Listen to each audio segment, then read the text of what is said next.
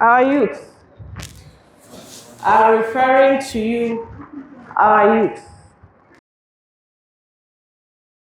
without addressing anyone. I'm referring to the youth.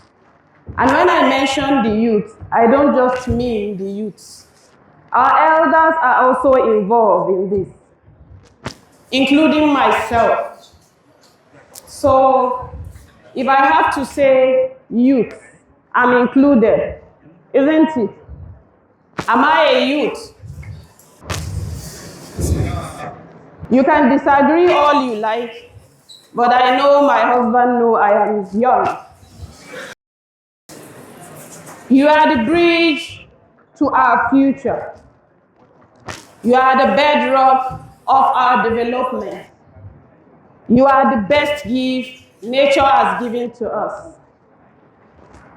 However, most times we realize that the youth are restive. The African Youth Charter has stated that anyone between the ages of 18 to 35 falls within this age and is considered youth. That means you are young. So when we look at the world population, over 1.6 billion people fall within this age.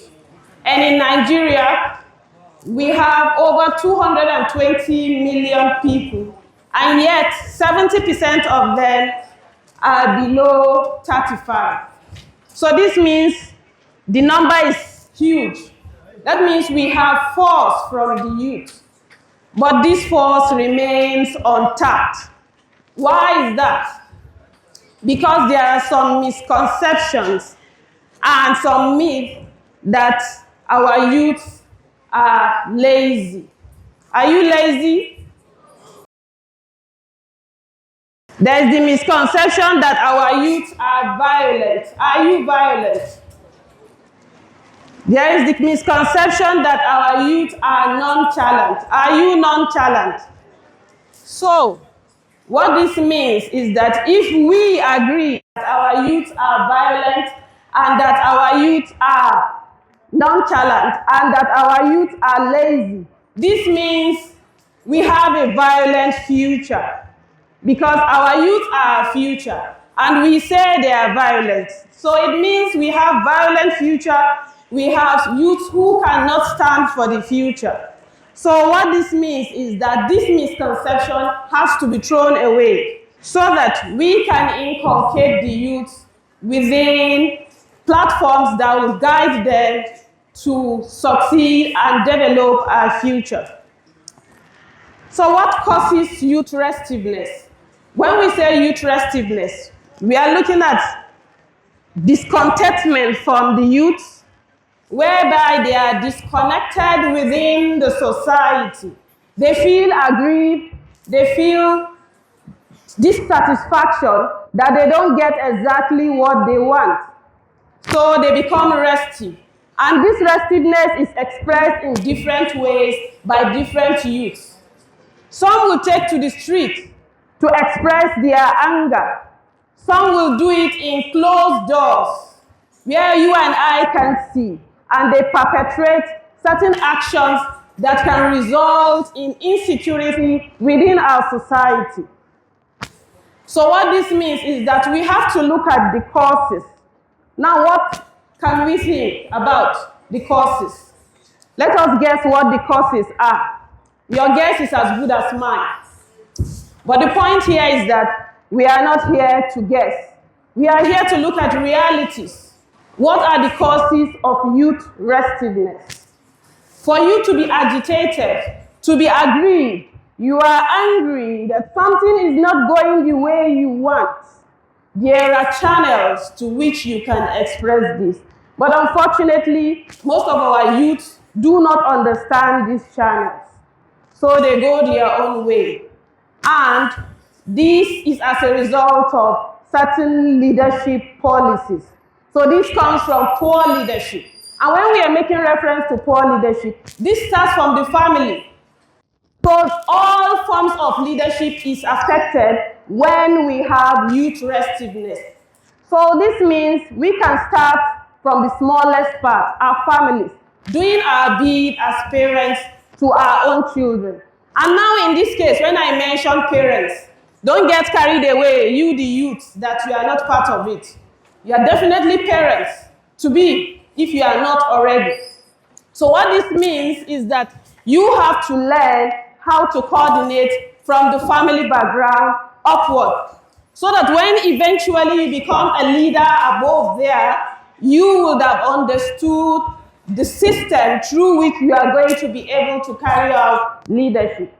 I've been involved with so many students, and I've seen them fall into trouble just because they lack guidance. It's just guidance. So now, ways of mitigating youth restiveness. One of the most powerful tools is ideas.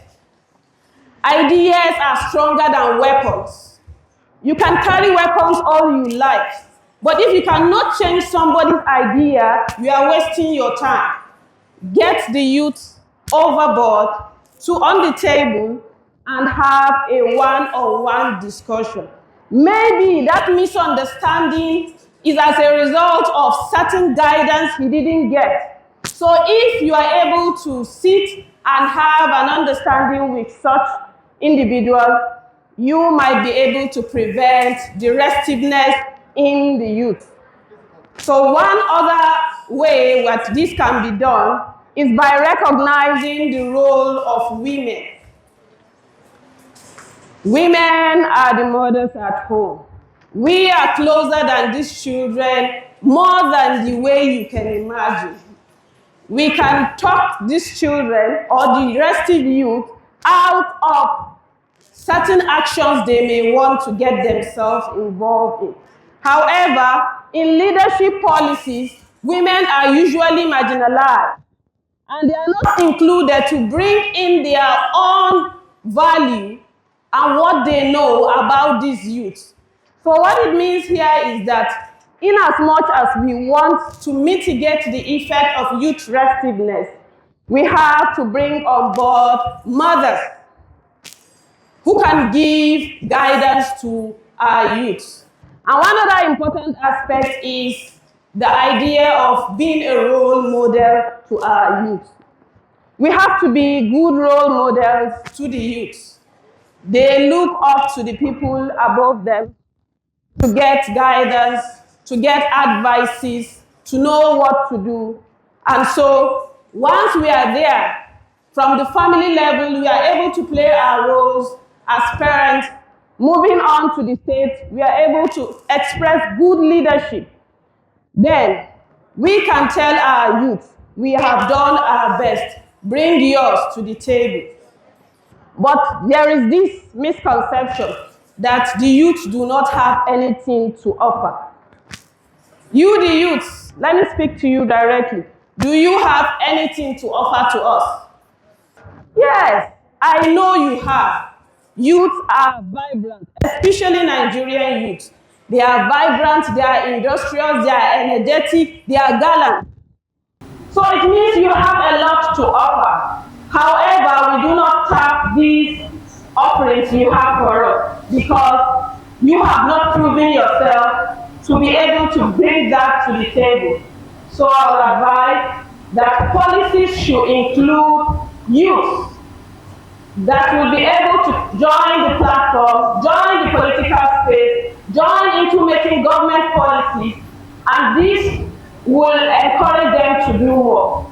The government says they are just youth, and we are preparing for them. How can you prepare for me? And I don't know what you are preparing. Let me come in as a woman. I am cooking, and you ask me, what are you cooking? I say, just wait, I am cooking for you. What are you cooking? I locked the door of the kitchen and continued cooking till thy kingdom come. And I didn't tell you what I am cooking. What if what you are cooking is not what I want? You have to let me know, bring me in, tell me what it is you are cooking. I may be allergic to that thing you are cooking. So I'll tell you, I don't want it, please change it, or I cook myself. So if the government doesn't bring the youth in, policies that are meant for them, how will they understand the good motive you have for them? It will never be understood. And that is where the misconception comes in. The youth become restive. The government says they are misbehaving, they are violent, and they are lazy. No, there is a gap. Now, we need to bridge that gap. So let us unite together and bridge the horizon with our dear youth. Thank you.